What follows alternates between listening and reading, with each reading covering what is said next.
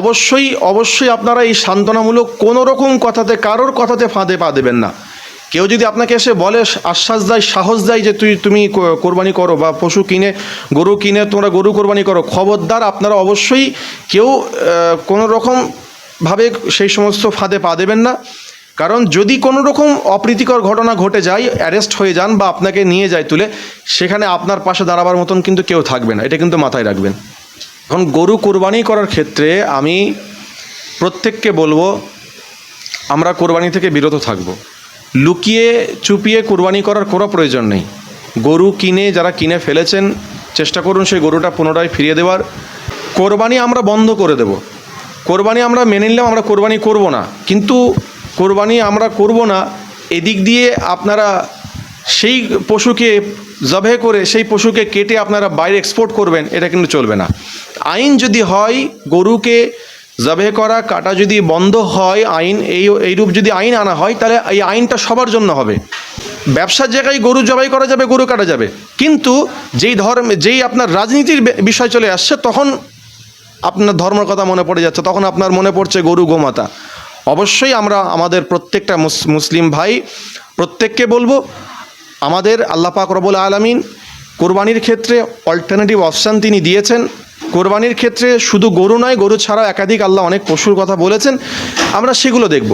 এবারে বিষয় হলো, আমরা কেন গরু কোরবানি করতাম?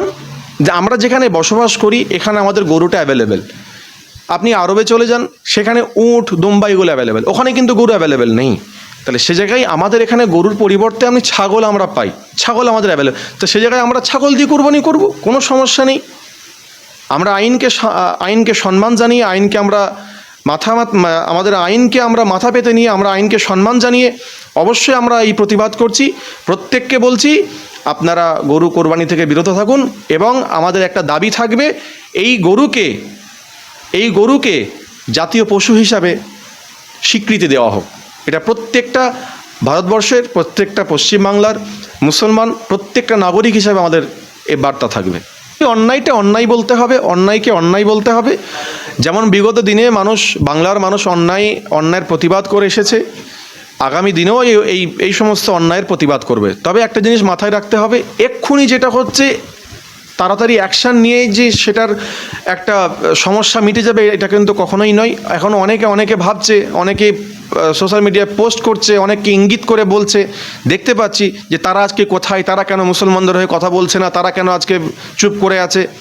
অবশ্যই আপনারা যদি মনে করেন যে এক্ষুনি এই কুরবানির বিষয় বা ইত্যাদি কোনো বিষয়ে যদি মনে করেন যে এটার জন্য অ্যাকশান নিয়েই প্রতিবাদে মাঠে মানুষ প্রতিবাদে নেমে যাবে, এটা কিন্তু সম্পূর্ণ ভুল সিদ্ধান্ত হবে।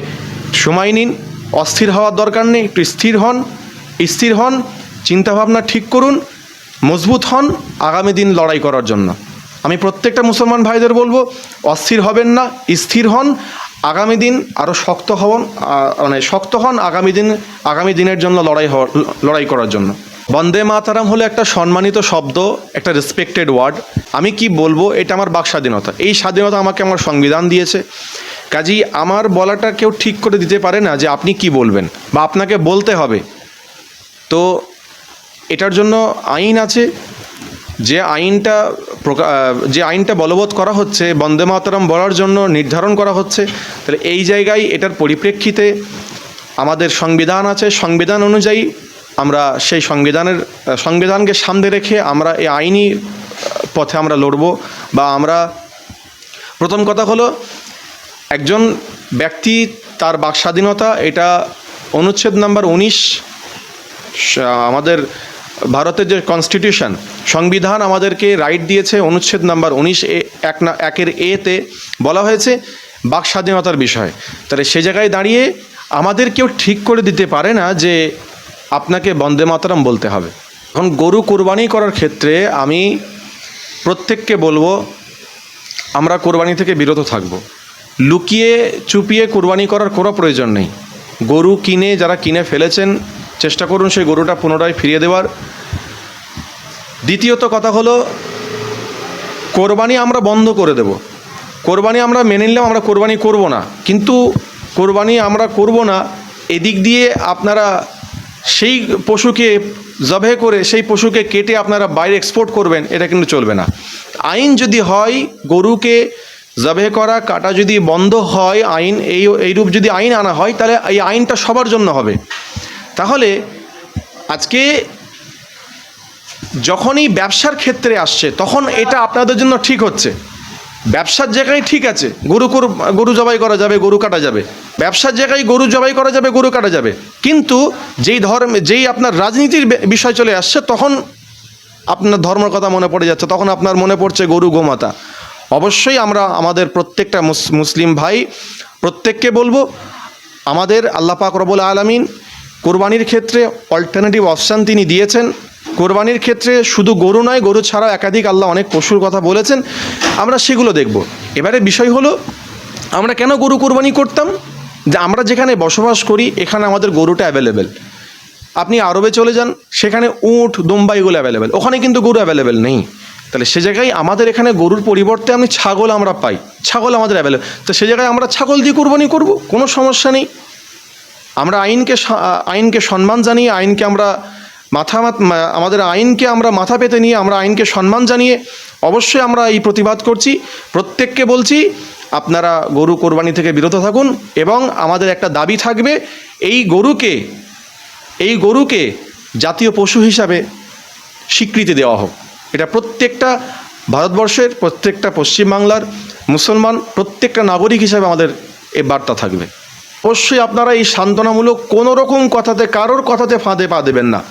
কেউ যদি আপনাকে এসে বলে, আশ্বাস দেয়, সাহস দেয় যে তুমি কোরবানি করো বা গরু কিনে তোমরা গরু কোরবানি করো, খবরদার আপনারা অবশ্যই কেউ কোনো রকমভাবে সেই সমস্ত ফাঁদে পা দেবেন না।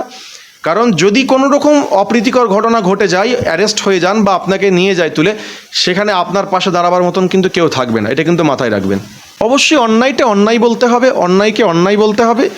যেমন বিগত দিনে বাংলার মানুষ অন্যায়ের প্রতিবাদ করে এসেছে, আগামী দিনেও এই সমস্ত অন্যায়ের প্রতিবাদ করবে। তবে একটা জিনিস মাথায় রাখতে হবে, এক্ষুনি যেটা হচ্ছে তাড়াতাড়ি অ্যাকশান নিয়ে যে সেটার একটা সমস্যা মিটে যাবে, এটা কিন্তু কখনোই নয়। এখনও অনেকে ভাবছে, অনেকে সোশ্যাল মিডিয়ায় পোস্ট করছে, অনেককে ইঙ্গিত করে বলছে, দেখতে পাচ্ছি যে তারা আজকে কোথায়, তারা কেন মুসলমানদের হয়ে কথা বলছে না, তারা কেন আজকে চুপ করে আছে। অবশ্যই আপনারা যদি মনে করেন যে এক্ষুনি এই কুরবানির বিষয় বা ইত্যাদি কোনো বিষয়ে যদি মনে করেন যে এটার জন্য অ্যাকশান নিয়েই মাঠে মানুষ প্রতিবাদে নেমে যাবে, এটা কিন্তু সম্পূর্ণ ভুল সিদ্ধান্ত হবে। সময় নিন, অস্থির হওয়ার দরকার নেই, একটু স্থির হন, চিন্তাভাবনা ঠিক করুন, মজবুত হন আগামী দিন লড়াই করার জন্য।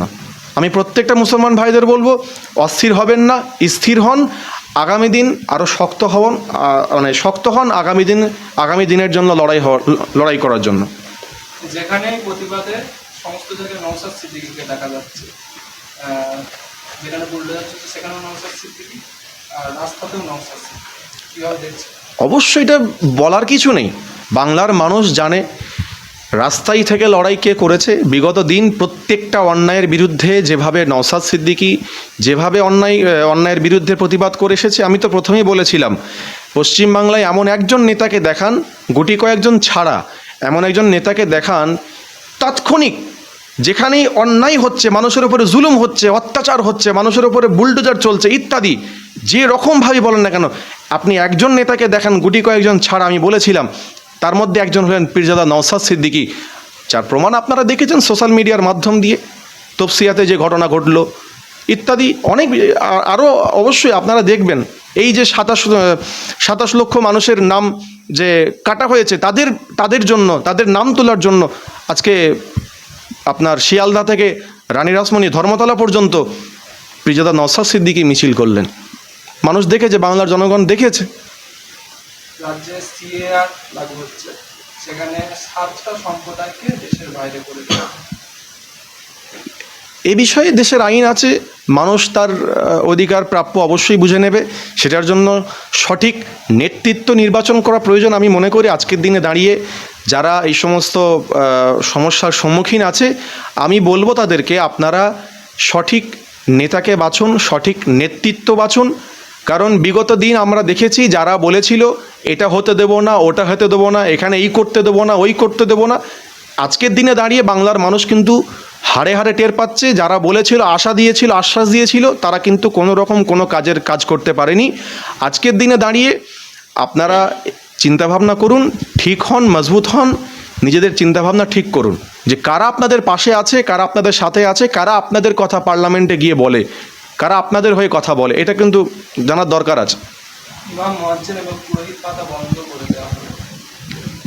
অবশ্যই, যেটা দেখেন বিগত দিনে যে ইমাম ভাতা, মানে ইমামরা যে আন্দোলন করেছে আমাদের ভাতা দিতে হবে, আমাদের ভাতা কেন দেওয়া হবে না ইত্যাদি, এমন কোনো আন্দোলন কোনো দিনে আপনারা কোনো সোশ্যাল মিডিয়ার মাধ্যমে কেউ দেখাতে পারবেন না যে ইমামরা আন্দোলন করেছে যে আমাদের ভাতা দেওয়া হোক।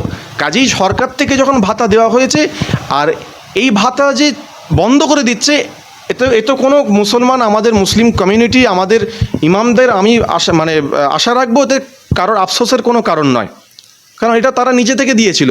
তো এটা আমি বলবো, এটা দাবি রাখতে পারি, এই টাকা আপনারা বন্ধ করে জনকল্যাণমূলক কোনো কাজ হোক, সরকারি হসপিটাল হোক, ইনস্টিটিউট হোক, ইউনিভার্সিটি হোক, মানুষের উপকার্থে, মানুষের কাজের জন্য হোক, ব্যয় হোক।